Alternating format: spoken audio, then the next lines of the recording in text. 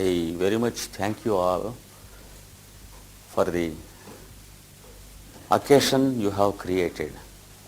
This is a good occasion to have a better communication. We are expected to understand ourselves as entities with vehicles and also the machines that transmit light, of which we have nothing of our own. The vehicle, for example, a motor car in which you take a ride, has nothing in you to possess or own. The motor car cannot own you or possess. And if you travel in a taxi, the taxi driver has nothing to own you or possess you. And the petroleum, which is the producer of energy, has nothing to possess about you. If you are traveling in a big bus instead of a taxi, there are many passengers and the driver of the bus has nothing to own or possess any one of the passengers or their belongings. Compare the whole earth as a big bus, or better still, compare it with a supersonic jet having millions and millions of passengers with many stations of halt and many airports and also many platforms in space. Of course, we the human beings of this earth globe have not yet reached the stage of constructing platforms in space. But there comes a time in the remote future when we understand space also as the basic entity of everything. And we can make bricks of space from out of space. Just as we use clay and make bricks, there comes a time when we use space and make bricks with space and then build platforms in space. And the planet Earth will have its own haltings on each platform. For example, there are mainly 7 platforms in 7 airports, and some of the passengers will get down in one airport while others in the other. And there are passengers who get down in these 7 airports where there are 7 platforms made up of space with the 7 different consistencies of space. And whenever a passenger with some absent-mindedness gets down in a wrong airport, he will immediately understand it by touching the platform of the airport with his foot, because he will know that particular consistency of space brick on which he is standing, and immediately he can understand on which platform of airport he is standing. He will feel the planetary touch of that platform and also supraplanetary touch. He will understand. Good. That's nice. That's nice. I am also able to understand you. It's a better one. And he will be also able to understand on which of the solar systems he is standing. Solar systems. Because there are solar systems of 7 different consistencies and also another group of solar systems of 5 different consistencies. And he will immediately understand to which group of solar system he belongs.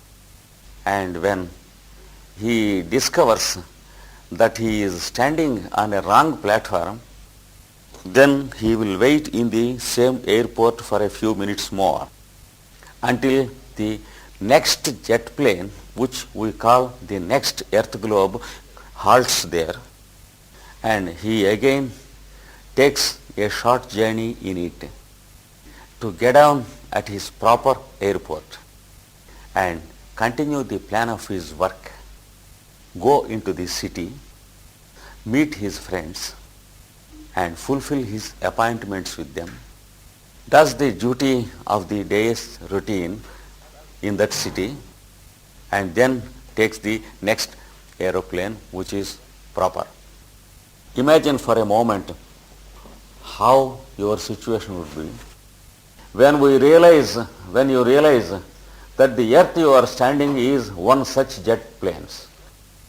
In some remote future, the human being comes to such a perfection. It has been prophesied in the beginning of this century itself by one great seer whose prophecies have come correct till today. For example, the same seer prophesied that man goes into the moon, and he discovered the process of how man goes into the moon, and then how he transmits messages from the moon to the people of this earth. And he has prophesied also the capabilities of the human being to walk invisible on this earth, and the probabilities of man traveling into future and the past through a vehicle called the time machine. So the same seer has prophesied that the human beings of the remote future, it may be the 30th century or the 35th century from the Christian era. Let us not be bothered of the remoteness, because there is nothing which we can do to hasten our evolution except willfully accepting the plan of this earth globe. Sometimes it is out of sheer ignorance that we believe that we are making the planetary work of this earth better. There are pseudo-spiritualists in every country, false, who believe that they are helping the earth planet. That is too much to think like that. It is our darkness and ignorance that makes us believe that we are great. It is a fact that we are only vehicles carrying the spark of light which is divine, and we are not at all the masters of the spark that is with us. We are the disciples of that spark, every moment galvanized and enlightened by this spark, and we owe our existence to the existence of that spark, and we can't claim mastery over that spark any day. And if at all we sometimes talk that we are helping that fellow of God or the planet laughs and smiles at our ignorance, but it never punishes us, just as the grandfather laughs at the ignorance of the grandchild. At the same time rejoices at the ignorance, because it is also beautiful in a way. It is also delightful, and it is also a part of the plan. So that great seer who has prophesied that sometime in the remote future the human being will be able to construct platforms in space and travel on this earth just as we travel in a supersonic jet, travel in space and get down in stations, not according to his own plan, but according to the plan which is entrusted to him. I think many of you know that seer who has prophesied. It was H.G. Wells, who has written a series of books under the title The Shape of Things to Come. I think it is worth reading for all of us who claim that we are students of spiritualism. The masters expect us to read the books of many such authors, and they never claim that we should read only their books. For example, when one spiritual student was in India who was working with me for a very long time and who lived in Geneva for a very long time, his name was Albert Sessi. When he was in Adyar, Madras, he spoke of the books of Alice A. Bailey.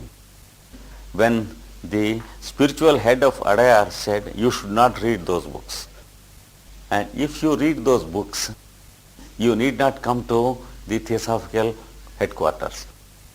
So, we don't believe that Alice A. Bailey claims that we should not read others' books. So, we have to read the books of authors like H.G. Wells, etc. Those who are walking much in advance to the humanity.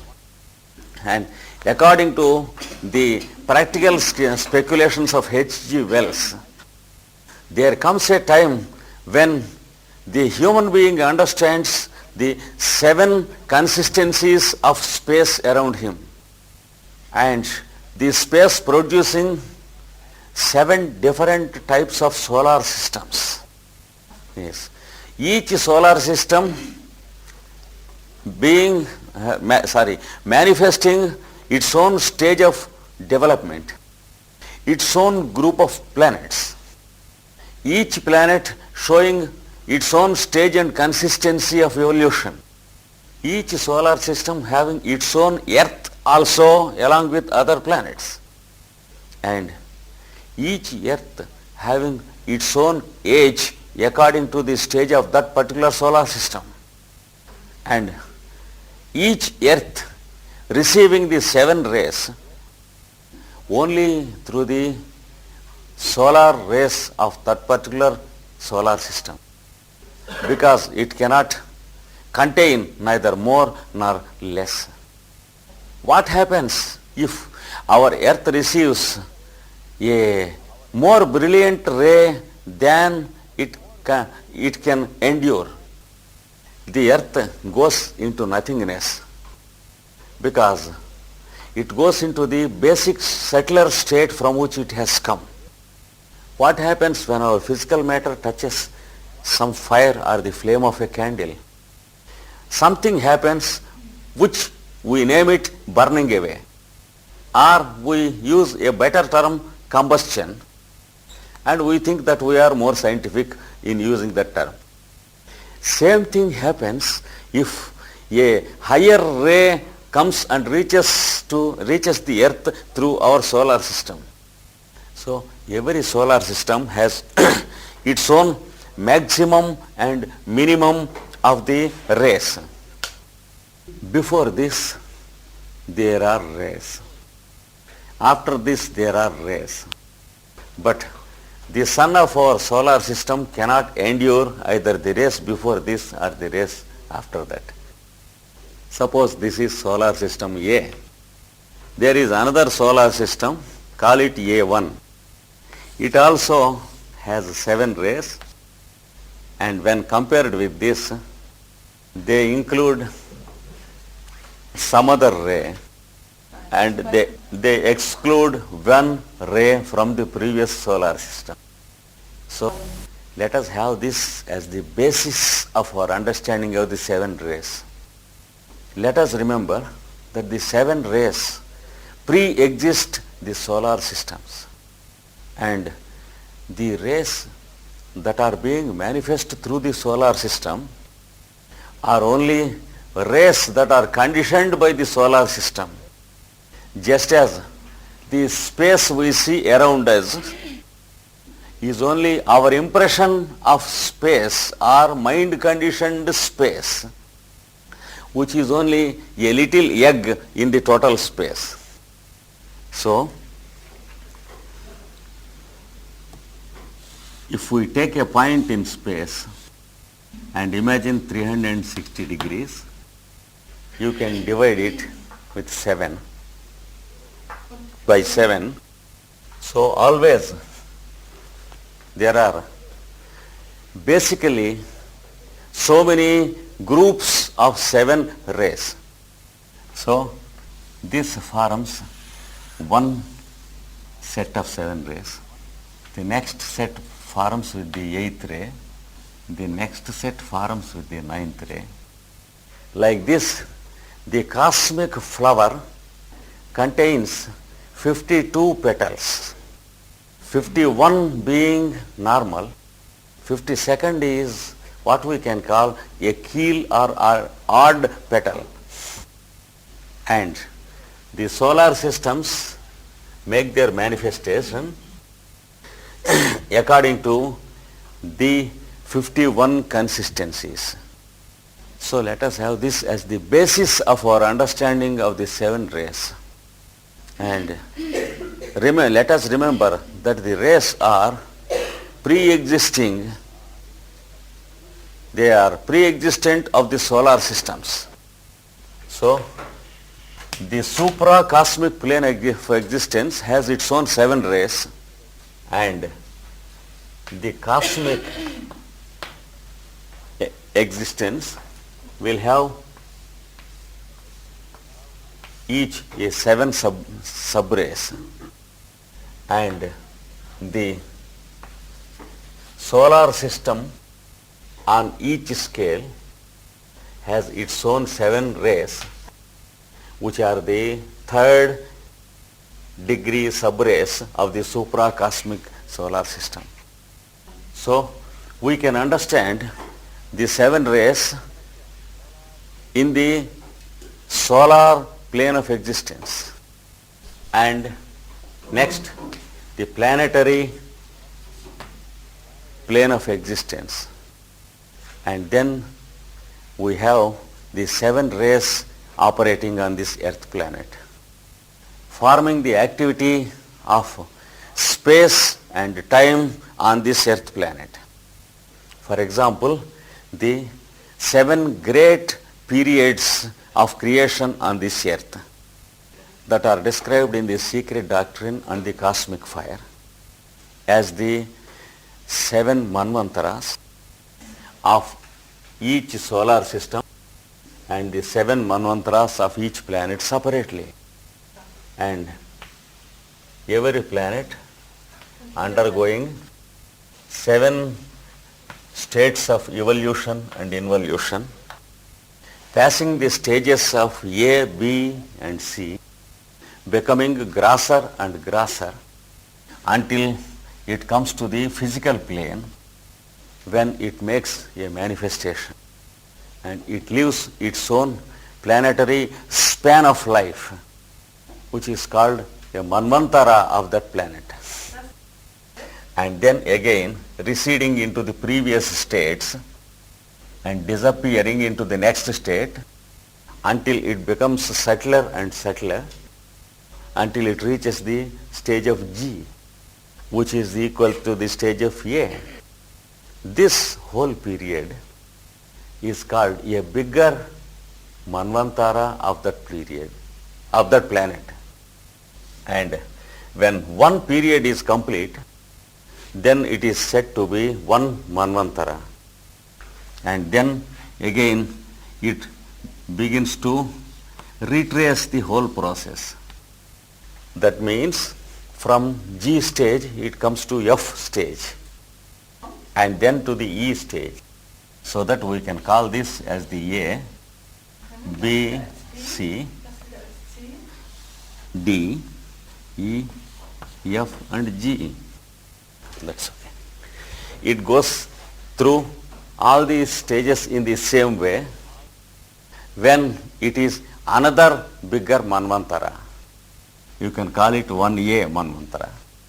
Like that, there will be a second Manvantara, there will be a 2A Manvantara, there will be a third Manvantara, 3A Manvantara, fourth 4A, fifth 5A, sixth 6A, 7 and 7A. Then the total round of the activity is complete. So we have 7 clockwise Manvantaras and 7 anti-clockwise Manvantaras alternating with each other. This is part of the activity of the 7 rays. We can call it the planetary activity of the septenary chain. So there are 14 Manvantaras in all. One set of Manvantaras are different from the other set of Manvantaras, and for convenience HPB named these Manvantaras as root Manvantaras. That's good. And the second set as seed Manvantaras. So one root Manu will alternate one seed Manu. And when the 7 rays work out the Manvantaras of this earth planet, when these 7 rays work out the Manvantaras on this earth planet, and they work out the evolution of the earth's history on the planetary plane of evolution, and then the geological plane of evolution, and then the biological plane of evolution, which includes subcycles and sub-subcycles, including the mineral, the plant and the animal evolutions, and finally giving birth to the human being in every sub round. That particular group of humanity being evolved from the animal kingdom. This promoting of the animals into human beings taking place every day, and those who have crossed the levels of human evolution will stand as sparks of light who lead the junior mankind from darkness to light. And once again a new batch of animals being promoted into human beings, once again committing the same mistakes, once again behaving in the same animal way, once again manifesting the same emotions and same animal instincts, once again passing through the same jealousy and complexes and the same degree of spirit of competition and war and destruction, feeling same degree of supremacy over others, yes, believing that they are having a greater understanding than others, and coming into conflict with others, then creating situations which necessitate them to understand better, and again coming to a better evolution on the soul level, passing through the 3 stages of individuality and personality and soul consciousness, coming to understand the eternal wisdom of the teachers, and waiting for a day from which they will be able to follow the steps of the masters. Because after we begin to understand what the masters teaches, after we have a good idea to follow them, we have to wait for some rebirths until we have the capability to follow them. Because we have to pass through our own weaknesses, come out of our own complexes, and round up our karma with our family and friends and the society, and properly dismiss our duties, without which we can never dream of following the path of the masters. And sometimes we try to escape from our duties to the society. For example, our duties to the husband or the wife. Leave our associates and run away to a master or an ashram to have a shortcut to salvation, or to purchase spiritual light at a great cost of money or something, only to understand in the end that it is not possible, only to feel the pain of disappointment which works as the medicine to heal our impurities, and then being able to follow the masters. Because we can overcome our limitations only by accepting responsibilities and not by skipping off from our responsibilities. For example, if I am having an ailing father or an insane mother, that means it is part of my spiritual training, and my spiritual training requires the presence of such a fellow with me. And if I try to skip off the fact and run away from the fellow, this life will be a waste in the spiritual sense, even though we live directly in the physical presence of a grand master. And then in the next birth, we have to undergo the same training of an ailing father or an insane mother, only to understand that we have delayed our progress. So every attempt to escape from something causes a proportionate delay in time, because such a mentality needs so much of delay as remedy.